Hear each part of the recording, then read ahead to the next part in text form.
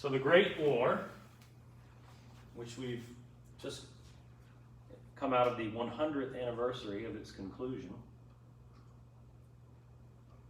so the not so distant past. A war that was known to some as the war to end all wars. And again, just consider the name the Great War. The thinking was that this was the culmination of generations of conflict, of imperialist conflict in the industrialized age, of mercantilist conflict in the centuries before that, and so many wars fought in that period between these same players, these same actors. The thinking that this was the culmination of all of that, and this would be the one war, so grand in scope and scale and involving everyone in the entire globe in one way or another, that this would sort of shake out or sort out a new world order that would last for who knows how long. We know it was not to be, and we now refer to this conflict as World War I. Because in the end of this conflict, the seeds are sown of another, even more catastrophic conflict 20 years later. But I want you to try to position yourself in 1919 and try to understand it would have been inconceivable to folks at that time that there could be a conflict worse, more catastrophic than this one. And with good reason. When you talk about tens of millions of deaths, including a great many civilians, spread across a great many combatants, and the destruction of great swaths of Europe and battle taking place on land and seas all over the world, it was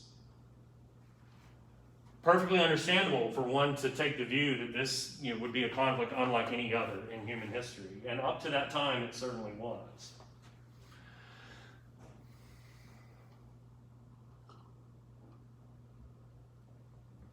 I should add as a hopefully brief aside, lest I be accused by LG of being unhinged and tangential, at the end of this war, there's an outbreak of flu, of H1N1 in fact, and a global pandemic. So as if things had not been bad enough of the most catastrophic conflict in the history of humankind, you have a deadly pandemic that you can tag on to the end of this. Kills millions of people worldwide. Is that in Spanish? The so-called Spanish flu, indeed, yeah.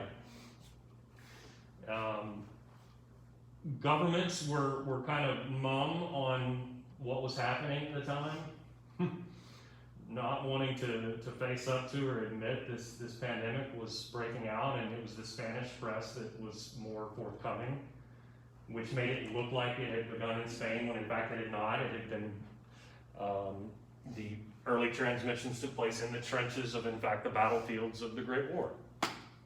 And so it is in that way a product of this war, and you could tally those many casualties onto the list. What are the underlying causes of this conflict, though? Historians will sometimes describe this with a metaphor of a powder keg, that is a huge barrel of gunpowder.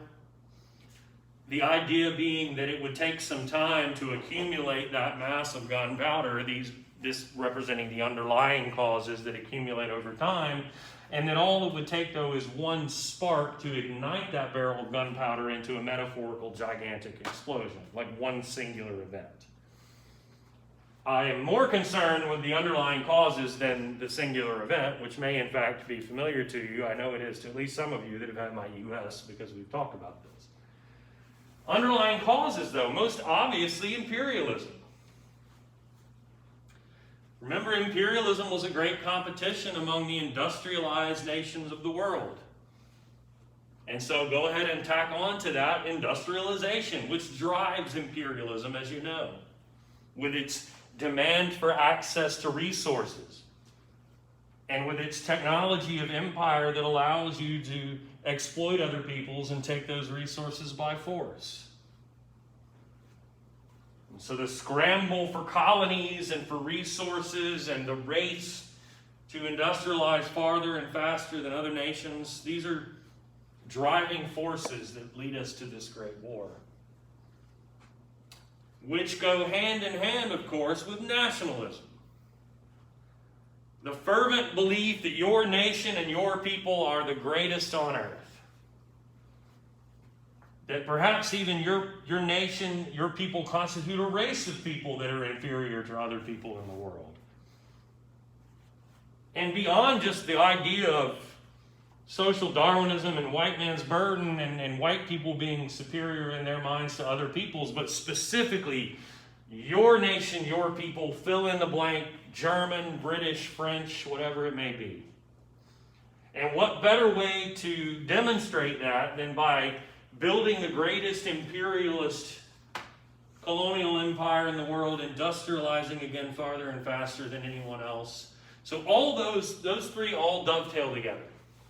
Imperialism, industrialization, and fervent nationalism. Along with, in some of these countries, an increasing bend towards militarism. Nations building up their military forces to levels unforeseen in European history, even during a time of peace. Perhaps understanding that some general conflict, some great war was coming in the near future. And we're talking about nations empires using conscription, compulsory military service in a time of peace to build up armies in upwards of 1 million soldiers. And then trying to project a sense of military strength, almost like preening or bowing up to other nations in the build-up to this war. What countries did that? Good question. Look at these guys. You know who either one of these individuals are? Not that you should, for any reason. So, they both got the epic facial hair going on in their own way. This is Kaiser Wilhelm of Germany, the German Empire. He is the Kaiser, he's the emperor. And look how he's dressed. Military uniform, medals, right? Same goes for Franz Joseph. He is the emperor of the Austro-Hungarian Empire, the great Habsburg Empire of Central Europe. Look here. Here's German Empire. This is Austria-Hungary, a multi-ethnic, massive empire that includes most of Central Europe and a lot of Eastern Europe as well. And the ruler of it all is this individual, Franz Joseph, who is also decked out in military garb,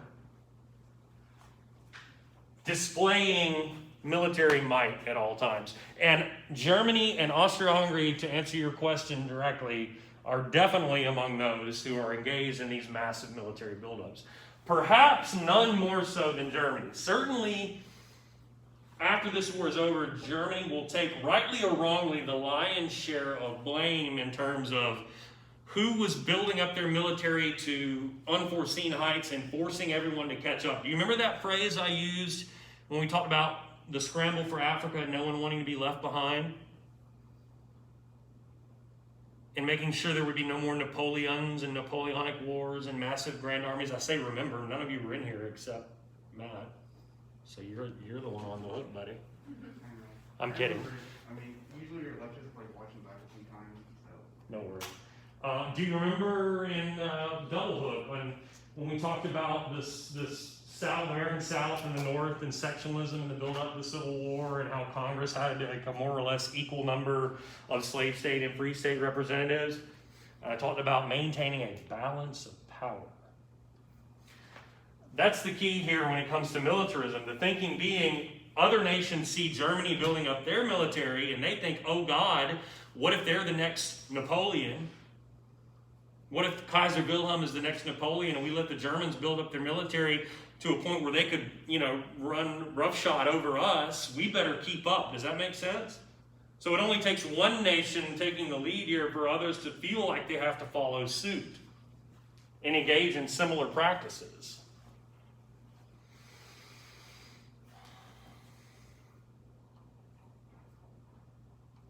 And by the 19-teens, given all of this, it's become evident to many that, again, there's a very good chance of some general conflict breaking out among these nations, these industrialized nations of Europe, that might play out on the European continent, in the Mediterranean, in the Atlantic, or the Caribbean, in Africa, or Asia, or who knows, all the above.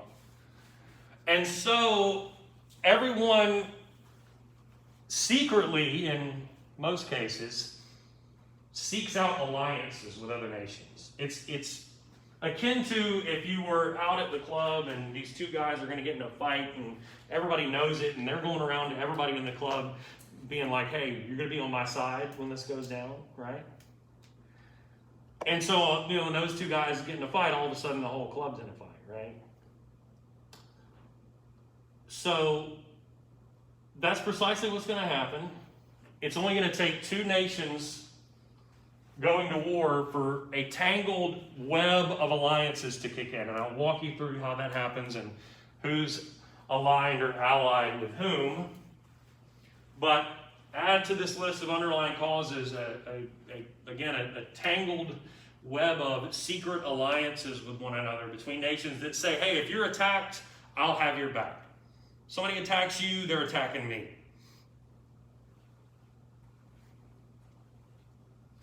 It did not occur to me as I was trying to pull this phrase out of you all that it was right here all along. Maintaining the balance of power. I'll get pilloried for that, I'm sure. Questions? Yeah. Can you refer to, in your US class, the alliances kind of like domino effect, where this one... Definitely, yeah. So when I walk you through the spark that ignites the powder keg here, I guess this would make it a mixed metaphor, but yes, those alliances kick in and it's just like dominoes. Nations getting dragged into this one after another because of the commitments they have made in these secret treaties, right?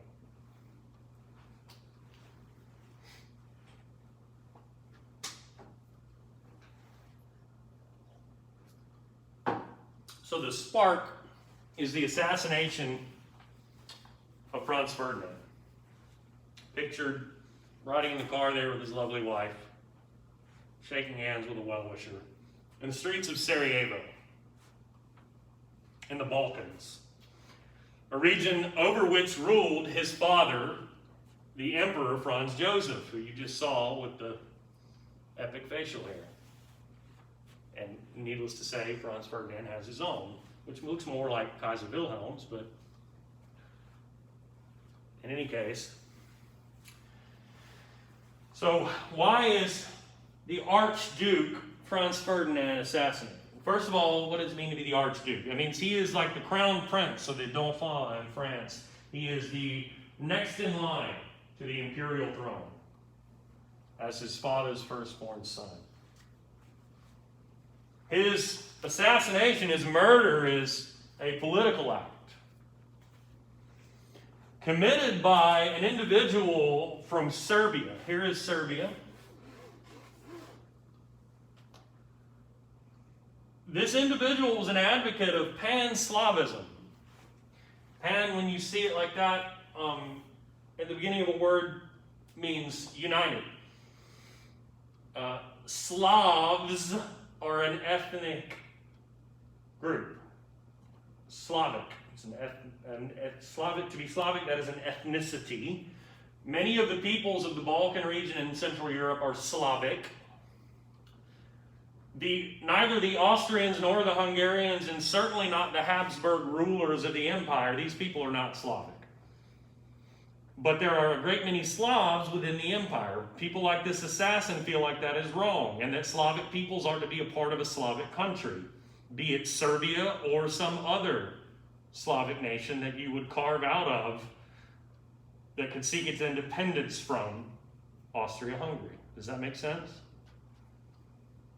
And so, in support of his fellow Slavic brothers and sisters, this individual assassinates the Archduke in a parade in the streets of Sarajevo.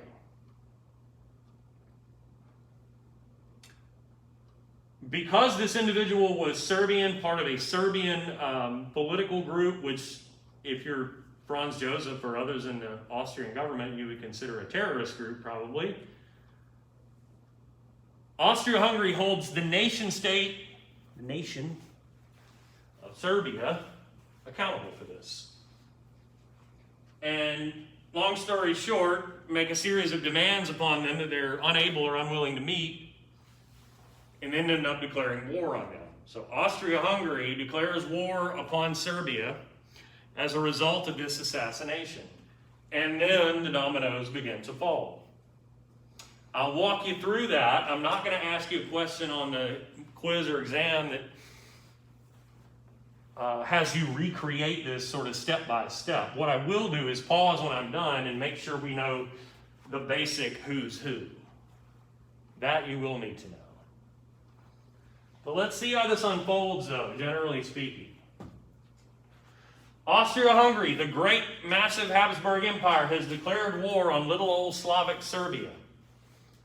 What's the first domino to fall? Is there another, perhaps larger Slavic nation or even empire that might have Serbia's back in solidarity for Slavic peoples, or maybe just out of geopolitical strategic interest in having an ally in the region? A nation that currently is, in our present day, engaging in outre acts of annexation in the Black Sea region, even as we speak, and currently meddling in our elections, apparently, unsurprisingly. And I'm not talking about Iran, so Russia. The Russian Empire has an alliance, a treaty with Serbia that says if they are attacked, Russia will intervene on their behalf. And so the Russian Empire declares war upon Austria-Hungary. Domino number one. Austria-Hungary had an alliance with the German Empire. Franz Josef and Wilhelm had an agreement. So when Russia declares war on Austria-Hungary, Germany declares war on Russia, at which point perhaps the most unlikely of all alliances kicks in. I say unlikely. I guess there are elements to it if you think about the nobility that maybe make it less surprising, but who do you think has an agreement with the Russians that say specifically if you're attacked by Germany, who everybody was worried about, as I told you, then we'll intervene on your behalf? Because wouldn't it be convenient if either of us is attacked by the Germans, if we help each other and fight the Germans at the same time, Germany would have to fight a two-front war by sending troops over here and over here. France. France has a treaty with Russia that says if you're attacked by the Germans, we'll intervene, and vice versa. So when the German Empire declares war on the Russian Empire, the Republic of France is all of a sudden involved. Germany, the leadership of the German military and the Kaiser and his administration were not foolish enough to not think that this was a possibility, a two-front war, and had in fact made war plans that said in the event that this happens, we feel like it'll take the Russians way longer to mobilize their troops and to actually attack us. So in that event, what we'll do is really quickly go and attack France, even if we have to go through Belgium, which has nothing to do with any of this. And so when German troops advance through the neutral state of Belgium, that gives Britain the excuse to enter the war in defense of them and the French.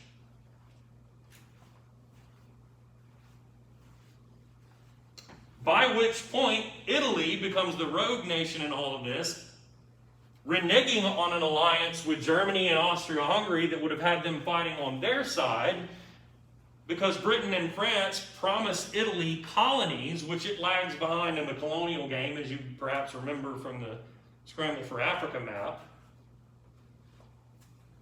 So Italy, on the promise of colonial possessions, joins Britain and France and the rest instead of Germany and Austria-Hungary, who do get one major additional ally in the dying but not quite yet dead Ottoman Empire.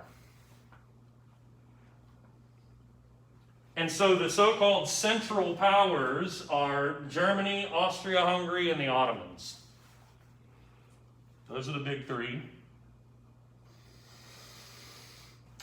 And the major allies, Russia, France, Britain, Italy, of course, Serbia, where it all began, and later, the United States. And there are others. This is not an exhaustive list of all of the combatants in the war. These are just the major ones. Questions? That all make sense? Everybody got a grasp on the basic who's who?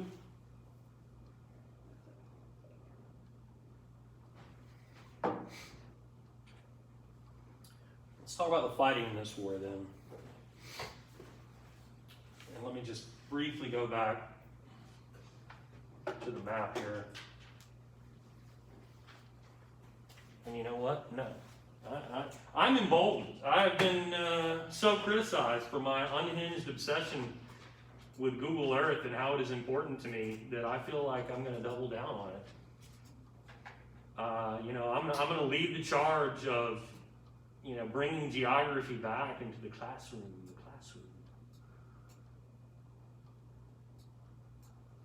So, where does the fighting take place in this war?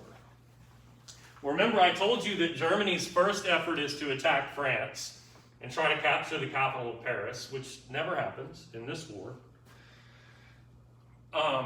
So that is where the fighting begins, and that is where the British will send an expeditionary force to try to assist the French.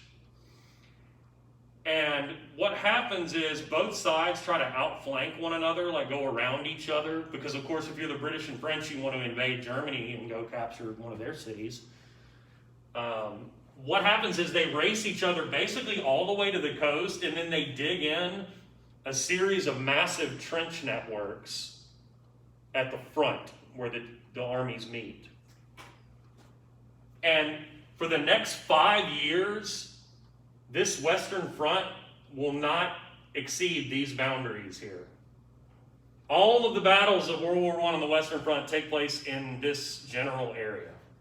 There's some back and forth, but not much. It develops into a stalemate. A stalemate is like a prolonged tie that no one can break. And there are battles that last for months and result in the deaths of literally millions of troops. All for what? For the line, that front between the two trench networks to move maybe 4 or 5 miles sometimes? Never much more than that. And then sometimes for that same ground to be lost. In this area, particularly in the south of Belgium and the north of France, between Paris and the northern French border, becomes a wasteland, a bombed out wasteland. While at the same time, there is fighting down here in the Alps and the mountains of northern Italy and Slovenia and Croatia, where the Italians are fighting the Austrians. There's, of course, fighting here in Serbia. And then there's an eastern front, of course, where Austria-Hungary and Germany are fighting the Russians. Early on, that front moves pretty substantially as a result of some major battles, but eventually, there on the eastern front and down here on the Italian front, that bogs down into stalemate too. And if there are two major characteristics of the Great War in terms of the fighting, they are trench warfare and stalemate.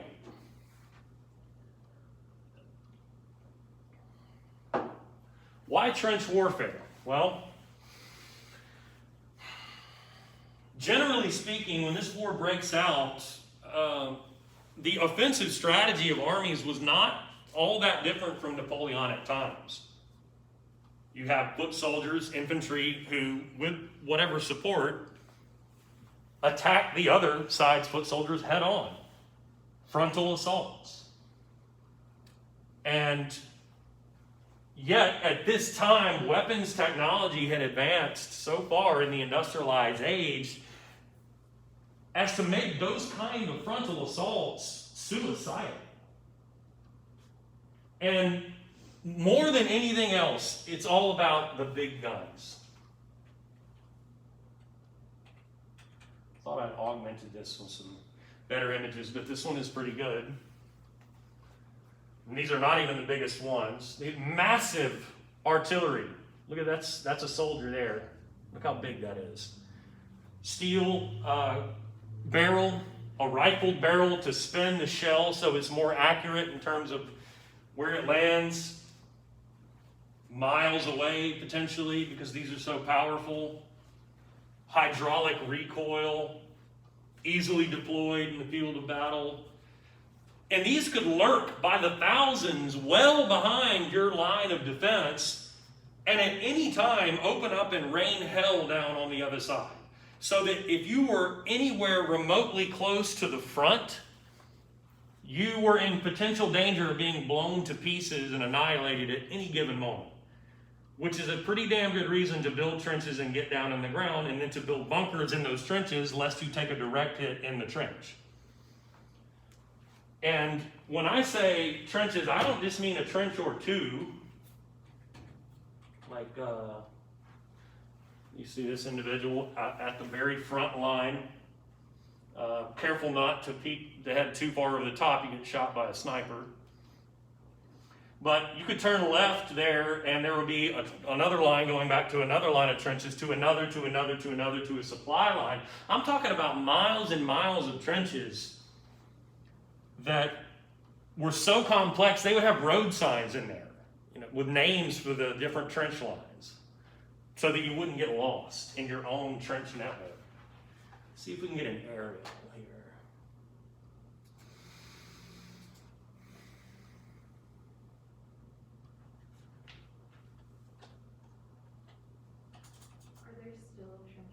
Yes, yes, there are remnants still today.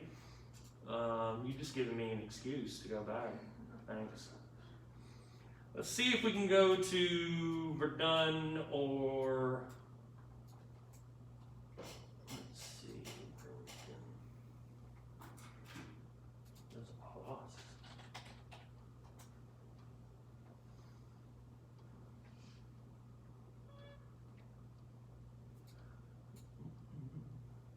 Actually,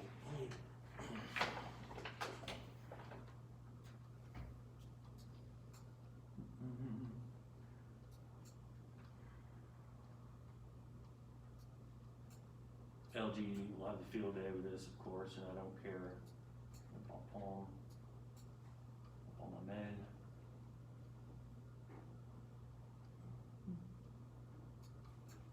See, this is something that I'll sit and do like hours into the night. Oh, you can't find trench ruins. Okay. Well. If you do the satellite view, then maybe you can see it. Mm-hmm. There are battlefield cemeteries all over the place. Oh, there you go. Look at that. See it? Can you see it? Just one tiny example, but there you go. Yes, sir. Oh, I just want to point out, like, that movie 1917 apparently shows a good representation of trench warfare. 1917 is fantastic.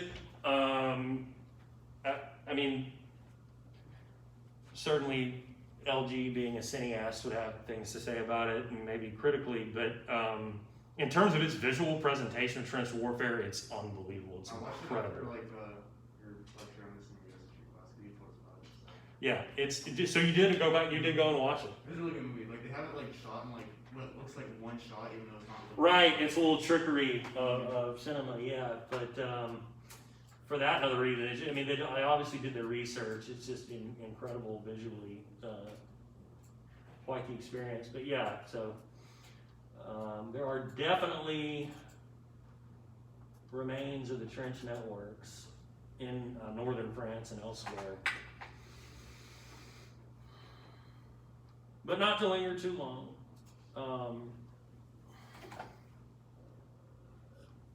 All kinds of other new weapons technologies, machine guns, obviously, which we've discussed, and far more advanced at this point from what we saw before with like the Maxim gun. You have machine guns like this that you could deploy in the field of battle with just one or two soldiers. And so imagine And you've seen this if you've seen 1917, or there's a great documentary that Peter Jackson did just a couple of years ago. They Shall Not Grow Old, which is footage, real footage from the Great War that they've touched up. You get a sense of what this would be like, a massive attack in the Great War. So let's imagine we're British and French troops on the Western Front. Everybody has amassed in the very, very, very forward trench, right at the edge of what's now known as no man's land. That's the area between the French and British lines, and on the other side, the German line's about a mile away or maybe less. It's no man's land because if you're in it, you're going to get shot and killed instantly. It's pockmarked with giant craters where exploding shells have landed. And what had perhaps been a forest is now a bombed out wasteland that looks like the surface of the moon. But if you're going to attack the other side's trenches, you got to cross it. The first thing that would happen is British and French artillery would begin firing upon the German lines. This might take literally a day or more of non-stop shelling. The Germans are going to retreat into their bunkers, hope the bunker doesn't take a direct hit, and hope they survive. You're shelling their trenches to hope to destroy as much of their defenses and kill as many of them as you can. When the shelling stops, everybody knows what happens next. So the Germans can get out of their bunkers, get into what's left of the trenches, gather up their rifles and machine guns, and be ready. British and French troops would then go over the top, as they say, of the trenches, and into no man's land, advancing quickly. And of course, what happens then? The German guns unload on no man's land. That is the big guns, the artillery. So if you're a British or French soldier, goal number one is don't get blown to pieces. Diving in and out of craters and the like to avoid getting blown away. Eventually, about halfway through the war, they actually realized, the Germans do, that you can deploy more than just exploding shells from those big guns. What else? Can you drop them from planes? Or is that in World War II? Say it again. Can you drop them from planes? That is in this war. They do figure that out. The Germans do, in fact, deploy the first bombers in the history of warfare. They realize you can drop exploding shells out of planes. And so that eventually becomes a thing. But I'm thinking here of poison gas. Oh, yeah. So, but, of course, this is by the middle of the end of the war. You could be prepared for that. You might have a gas mask. And you don't choke to death or have your skin burned off.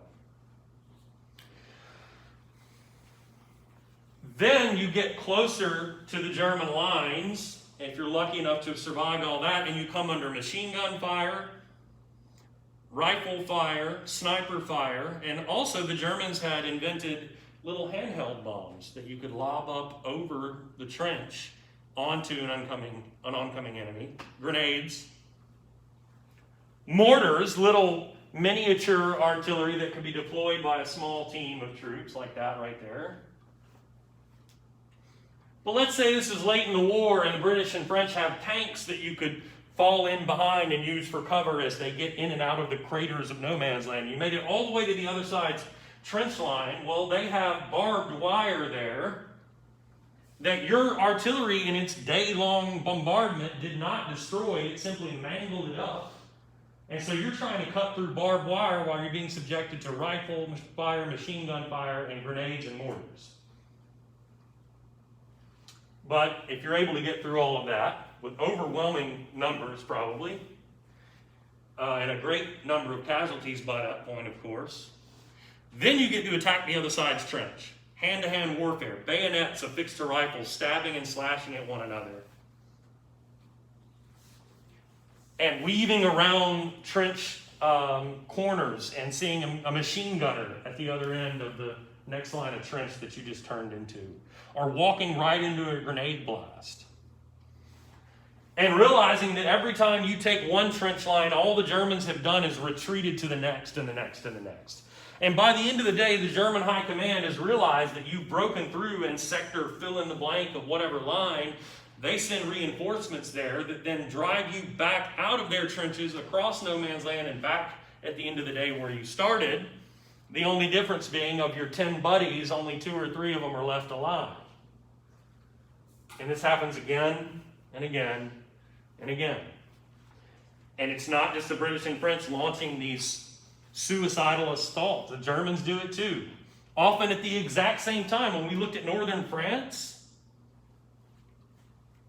there are two major battles going on at literally the exact time. One was the result of a German offensive, and the other the result of a British and French offensive. The battles of Verdun and the Somme. The Somme was the battlefield we just looked at with the overhead satellite view, are going on at literally the same time.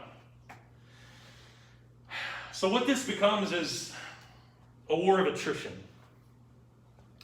A war of attrition is one in which each side is simply trying to outlast the other and survive. In a war of attrition, your main goal is to simply kill as many of the enemy as possible on a daily basis, and hope that you lose fewer of your soldiers than they do of theirs.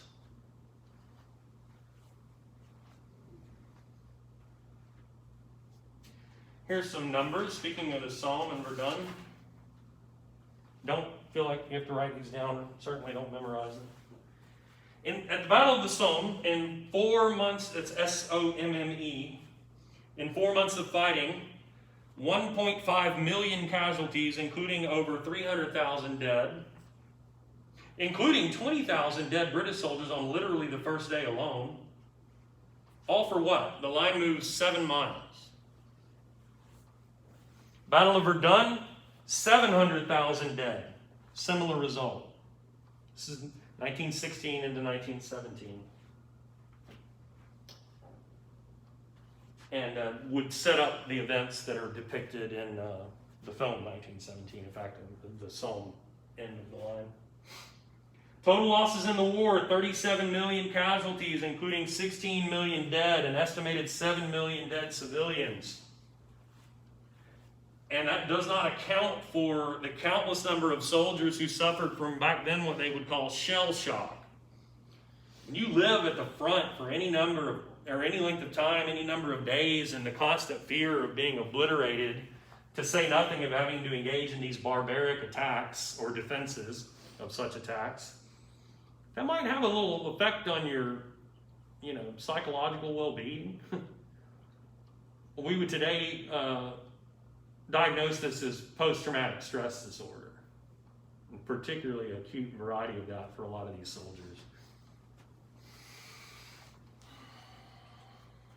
Questions about any of this? I have a question. Obviously, we're looking back on it and we can say, oh, we could have done that, Mm-hmm. and what happened happened. But would there have been a way to prevent this? Because it seems really pointless, Yep.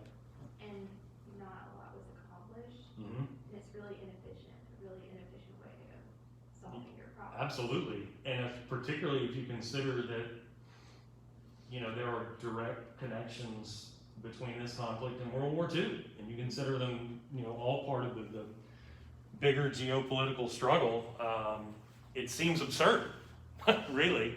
And definitely a lot of ink has been spilled on that exact question, like, how could this have been avoided, possibly? Couldn't there have been some other way? And yet you look back and it seems it's like it's an inexorable, and certainly I guess it seemed at the time like this inexorable surge, or maybe like more tectonic movement towards this catastrophe. I think what we're going to see when we look at the piece is some definite soul searching, and at least, if not getting at that direct question of how the hell could we have avoided this, there's at least a concerted effort to say, by some anyway, how can we avoid this happening again? Of course, they failed in that, but there's definitely soul searching, and certainly historians and other scholars have talked a lot about how possibly could this be avoided. Clouding that discussion, regrettably, is a general feeling, particularly among British and French leaders at the time, to basically blame it all on Germany. Which I think most historians would argue would be, at best, a little unfair. Certainly the Germans take their share of blame, but believe me, there is blame to go all the way around. And I think that's the only way you end up with this conflict, if everybody does, to borrow a phrase from President Obama in his pithy statement of his foreign policy, compared to the previous president, he said, well, we're just not going to do stupid shit. Everybody here did some stupid shit. Matt? So like, is World War One kind of have like an effect on like the causes of like World War Two? Because it wasn't like Hitler wasn't like pretty much pissed off like Germany like. 100%, yes. And he took advantage of the crisis in Germany, right? Absolutely. After. 100%. Yeah, those leaders like Hitler, Mussolini, these are people who fought in this war. And like Hitler was pissed because like Hitler kind of like fell like in power, and he was pissed, like wanted to build it back up pretty much. Yeah, and what we're going to see with the peace here, because of what I just mentioned, that concerted effort on the part, especially of Britain and France, to lay the blame almost exclusively at the feet of Germany and to punish them. Hitler's able to use that to his advantage, and I'll talk some more about that when we get to the Nazis. Because the Germans, perhaps quite rightly, felt like they had been unfairly singled out. And the German economy, by the time of the rise of Hitler, had been destroyed not once but twice, as we'll see. And he's able to play to the average German's feelings of that being deeply unfair, them having been wronged, them having been a great empire that was unfairly ruined by Britain and France, and so on. And in those, and still other ways that we'll discuss, absolutely the seeds of World War II are planted in the end of World War I. And that's why I say you could actually view these as sort of episodes 1 and 2 of the same general conflict. Certainly there are things that set World War II apart, or that set the Great War apart, but I think it would be more than fair to consider them as episodes in the same series, if you will. As far as the fighting in the war, I've already spoken to this to a certain degree when it comes to the Western Front. When I said Germany had a plan to attack France first, that's the Schlieffen Plan. What I mentioned earlier about the idea that it would take the Russians time to mobilize and it would be better to go ahead and try to attack the French quickly, that is the Schlieffen Plan, by which Germany invaded France through Belgium, leading Britain to enter the war, send its expeditionary force over, and giving you the main players in the Western Front there, where battles like the Somme and Verdun would play out, and many others, some of which were equally bad. At the same time, I mentioned you had fighting down here in the Balkans and on the Italian front there. And then there's the Eastern Front, which initially the line moves significantly because Germany mobilized basically a lot faster than, the Russians mobilized a lot more quickly than the Germans thought they could. And so early on, Russia makes some significant gains. But after the Battle of Tannenberg, Masurian Lakes, and a few others, the tide turns. The Germans and Austrians reverse those gains, and eventually the Eastern Front settles into a stalemate, same as the West. At one point, the British had the idea that they would open up a front here in Turkey by directly attacking the Ottoman Empire, and in what was up to that point in world history the greatest amphibious invasion ever, at Gallipoli. A project overseen by none other than Winston Churchill, whose name may be familiar to you as he would go on to become Prime Minister. And it is ultimately a dismal failure. The Allies, the British and their allied troops from throughout their empire, from places like Australia and New Zealand, they gain the beachhead and not much more. They are strategically defeated by the Ottomans and forced to eventually withdraw. And so there is never a front opened in Turkey or the Middle East. Though there is fighting in the Middle East.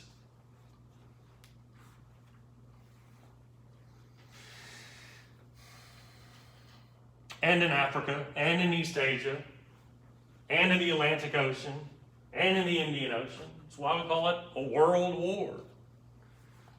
All these countries have colonies in East Asia and in Africa, and they're trying to protect the integrity of their colonies and take the other side's colonies.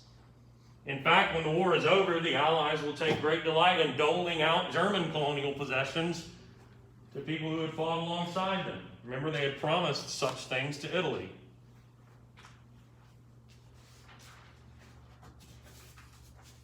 Question about any of this? So how does America get involved? Well, first of all, most Americans, when this war breaks out, didn't want to get involved. Had no desire to get involved in what was seen as a European conflict. They were isolationists, in other words. So want to stay isolated.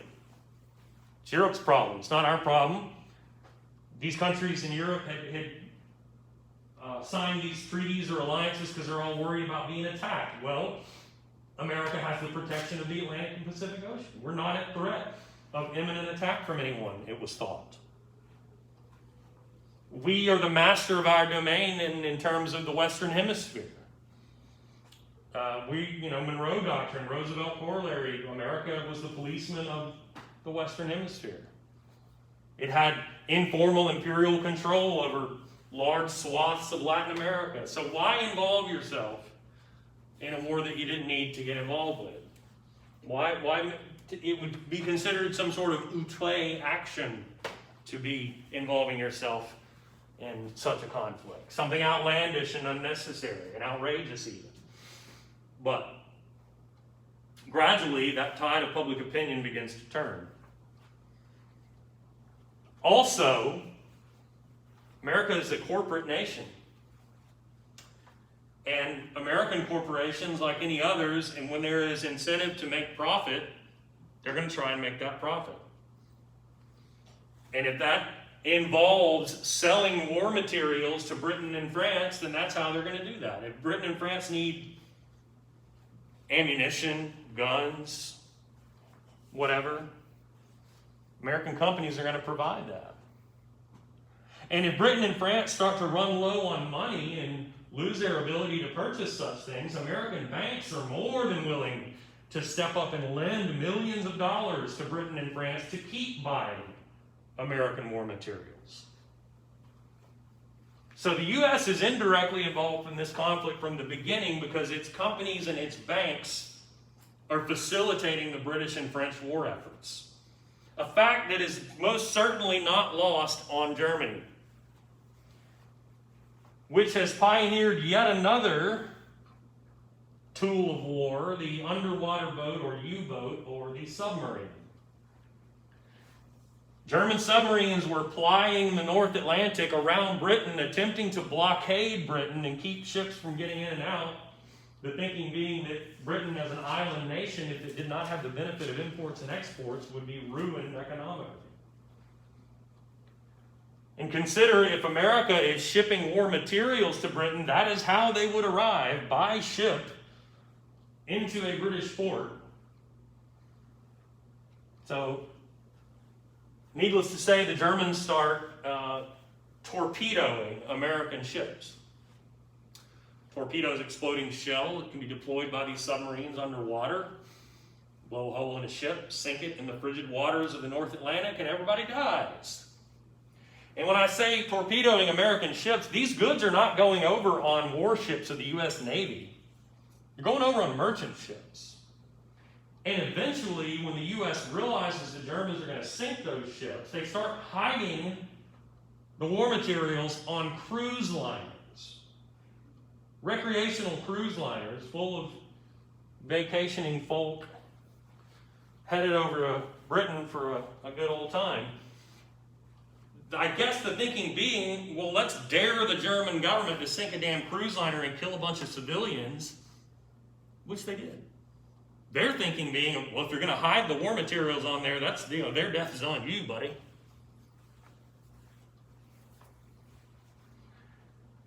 And so it's the death of American civilians in these attacks by German submarines that begins to, in part, turn the tide of public opinion away from isolationism and towards perhaps declaring war on Germany for these attacks.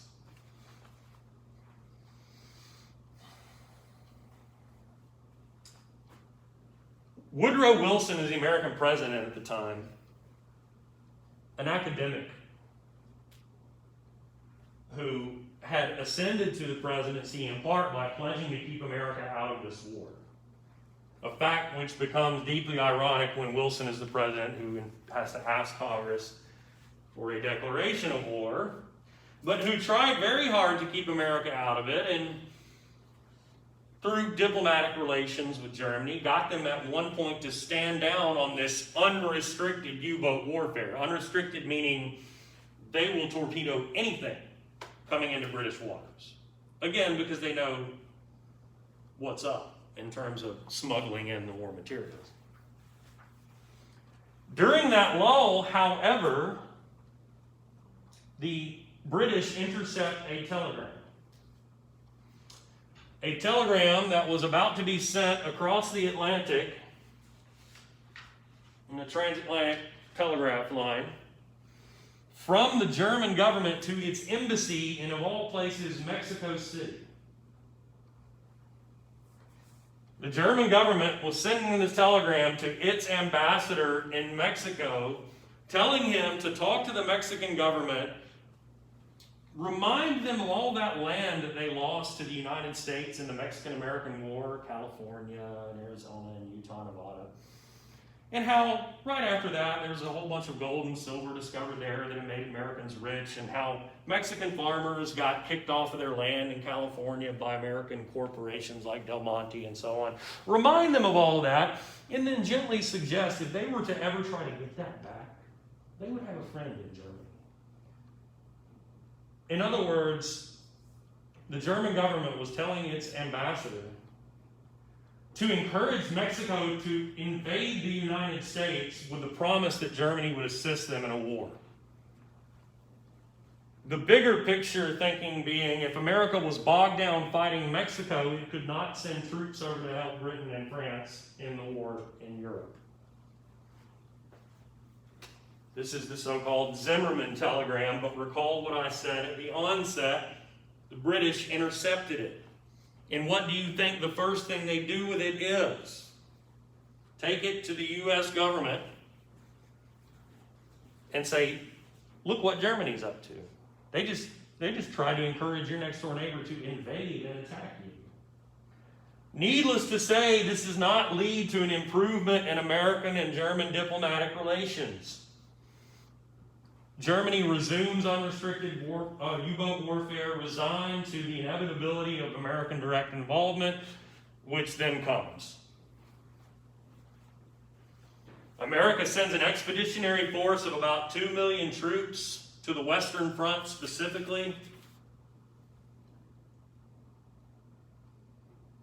In 1917 and 1918, war had been raging for 3 years at that point.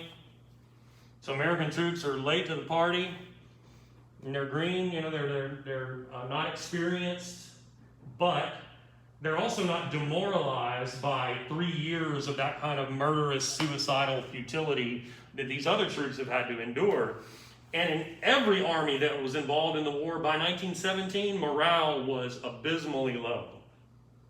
There were mutinies in some of these armies, troops refusing to obey orders of their commanders. And so the United States sends those troops over at a critical time to boost the morale of Allied troops on the Western Front. American troops do participate in battles that eventually will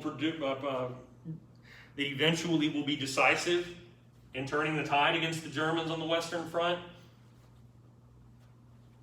Germany was beginning to break down, and not just its army, but its entire society, suffering as it was from the wartime economy.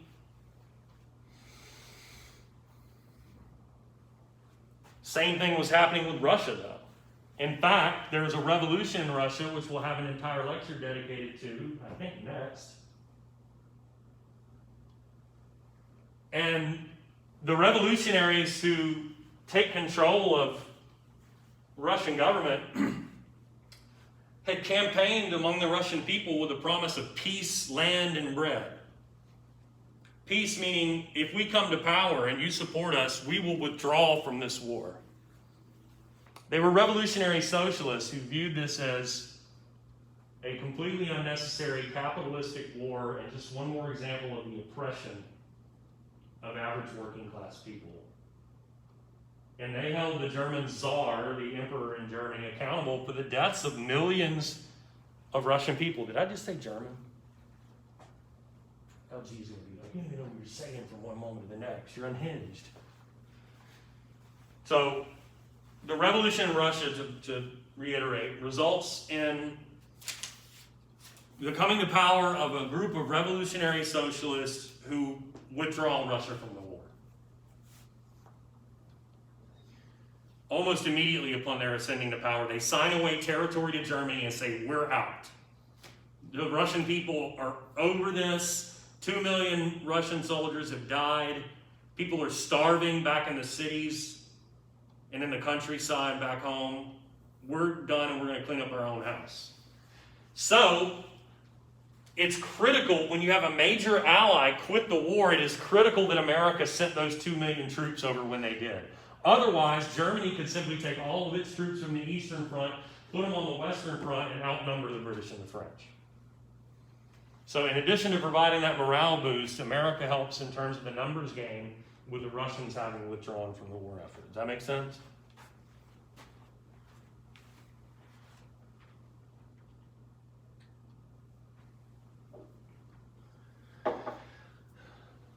I'd love to talk further about battlefield developments and the course of the late war, but I want to fast forward basically to the peace. Essentially, Germany breaks down, and to a lesser extent, but equally importantly, Austria-Hungary too, and the Ottomans never having played much of a factor to begin with, to the point where by 1919, it's clear that Germany will have to negotiate some kind of a surrender.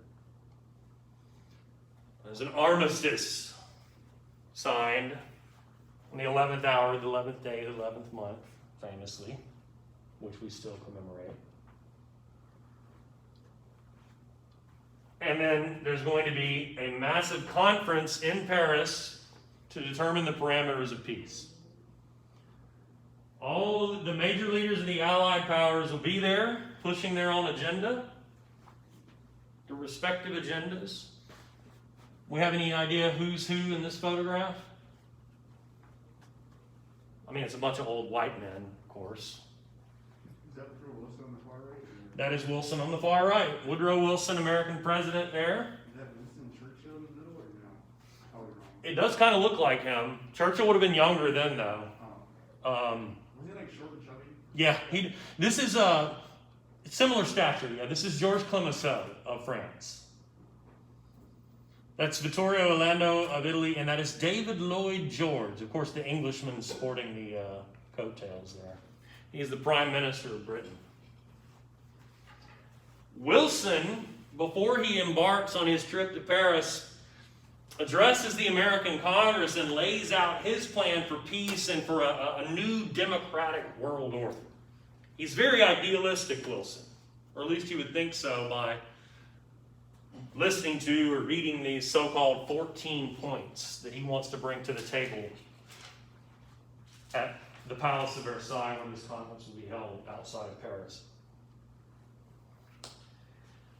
In it, he calls for, again, a new democratic world order, the thinking being we have defeated these two empires in Europe, these two autocracies.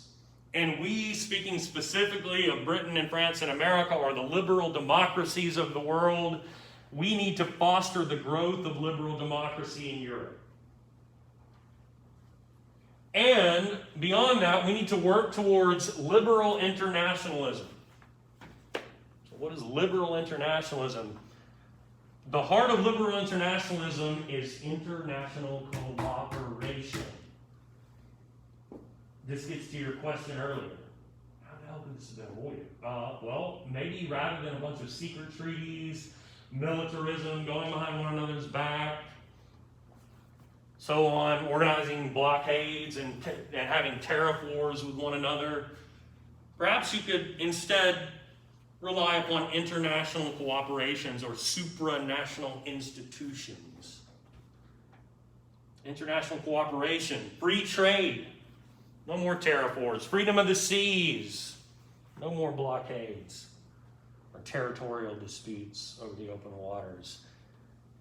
Create a League of Nations, yes. A League of Nations, an international body which nations could send representatives to that could mediate disputes between nations and try to avoid another war.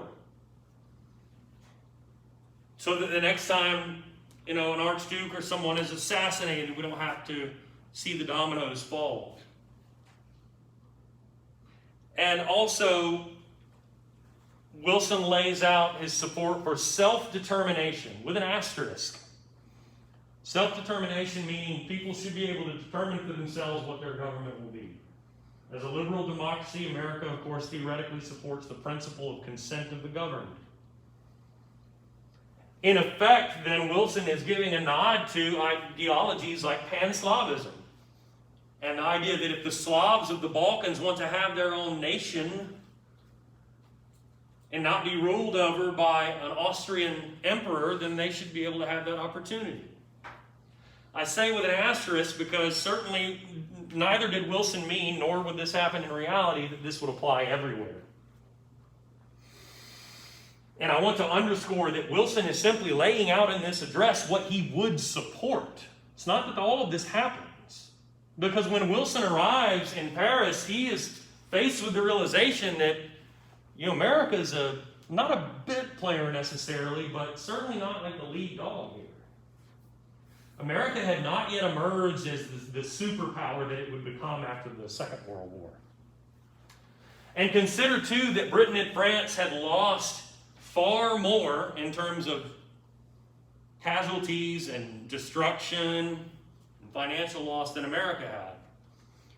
And they're angry. And one of the primary concerns for Lloyd George and Clemenceau is punishing Germany, destroying the German economy, dismantling the German war machine, or army and navy and so on, and ensuring that never again could they pose the kind of threat that they had leading up to this war. Those desires are at odds with some of the things Wilson wants to do, or certainly the priorities of these individuals do not exactly line up. And so the Treaty of Versailles, the Allied treaty with Germany, will see the Germans having to admit their own guilt in causing this war. A war guilt clause says more or less, we acknowledge that this was largely our fault. The point of that was not simply to rub Germany's face in it, although there is that. It was to provide the legal basis for then forcing Germany to pay reparations, payments in cash or resources to Britain and France for the cost of the war. It's like when you lose a civil lawsuit and you got to pay attorney's fees to the other side.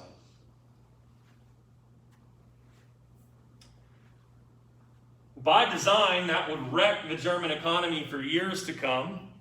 They're forced to dismantle their military to a certain degree, remove troops from anywhere remotely close to the French border, and so on.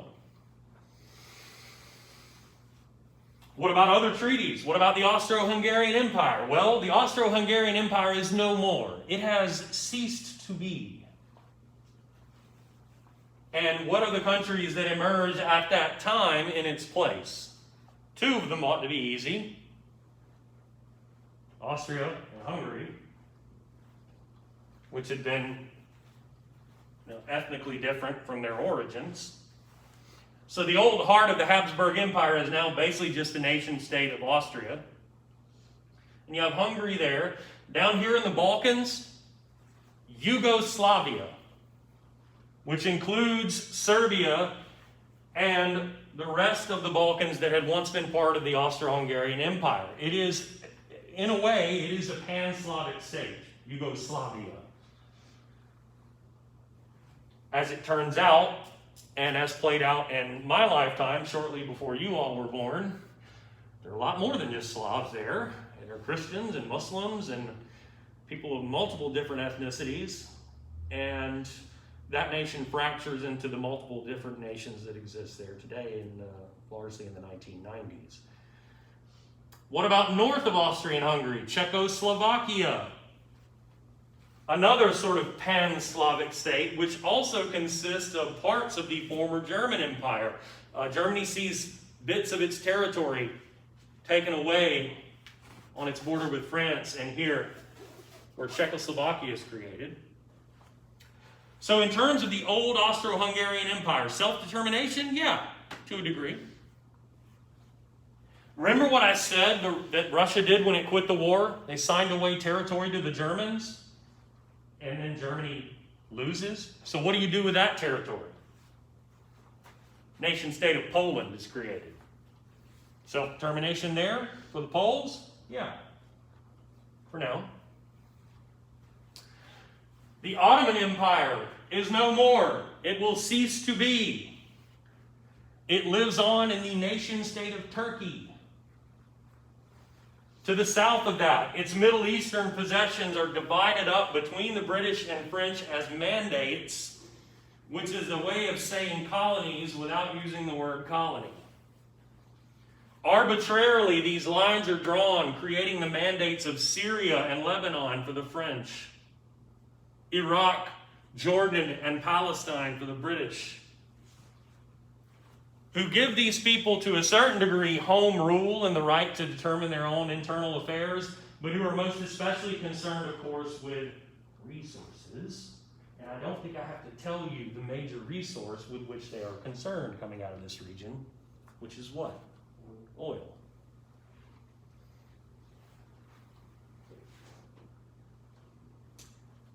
Now, what about, so self-determination in the old Ottoman realms? Not really.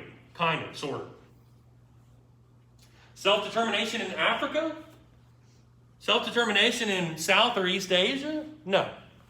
And into imperialism? Absolutely not. In fact, as I've mentioned several times before, they simply divide up the colonies that have belonged to the other combatants. In the case of the Pacific, giving over German territories to the Japanese, who had participated for a time on the Allied side. And as y'all have more than once alluded to in your comments and questions, new problems are created here that sow the seeds for the Second World War. Wrong notes. Questions at this point? I know we're at the end of time.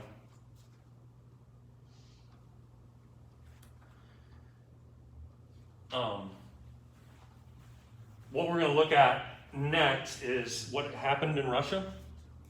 The Russian revolutions, plural, that caused them to withdraw from the Great War, and then what happens in the years following that, which have profound implications for world history moving forward. And of course, we will pick back up and talk about these issues that will connect the peace here with the outbreak just a decade and a half later of the Second World War. What allows for the rise of Adolf Hitler in Germany and his Nazi party, or Benito Mussolini before him in Italy.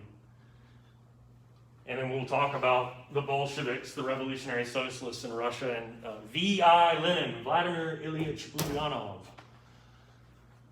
Questions? Anything at all? All right.